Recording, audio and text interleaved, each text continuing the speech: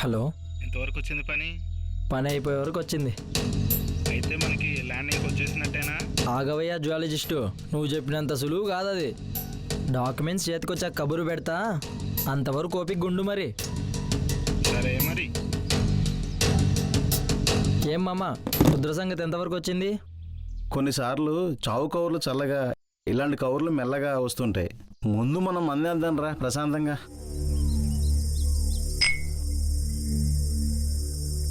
మామ, ఇది మాత్రం వర్కౌట్ అయితే ఇంకా మనకి ఎదురు లేదు, తిరుగు లేదు మనకి. అంతే అల్లడా. ట్వింకిల్ లిటిల్ స్టార్, మన ఇద్దరము super star. Twinkle twinkle little star, మన ఇద్దరము super star. Twinkle little star, మన ఇద్దరము super star. Twinkle twinkle little star, మీ మామ అల్లులకు మోయిస్తా గిటార్. ఈ వాయిస్ రుద్రా, తెరా మీరు అమీర్లు అవ్వడానికి నన్ను పకీర్గా వాడుకుంటారా?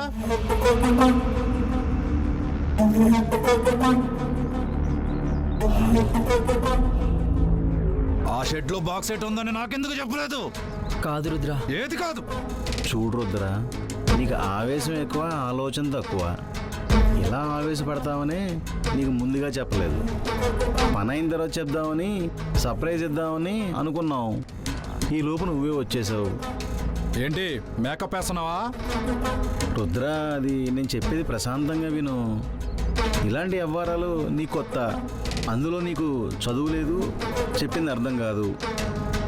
ఇంట్లో మీ బావగారు ఒక పెద్ద మనిషి, ఆయనకి ల్యాండ్ ఇచ్చే ఆయన ఇంకా పెద్ద మనిషి. వాళ్ళిద్దరిని డీల్ చేసి ఆ ల్యాండ్ మన చేతికి వచ్చిన తర్వాత నీకు నిదానంగా చెప్దామని చిన్న అబద్ధం ఆడానంతే.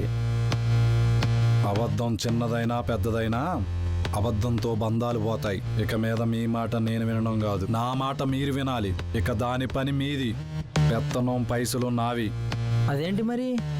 అందులో మాకేం తడి లేదా? మరి మాకేం వదిలినట్టు నువ్వు? ఆ ల్యాండ్ చేతికొచ్చాక వ్యాపారం చేయనీకి మీరు నాతో ఉండాలి.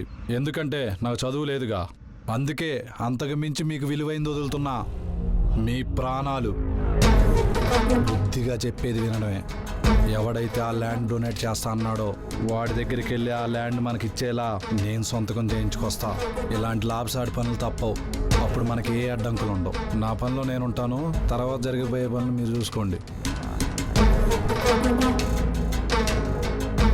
రేయ్,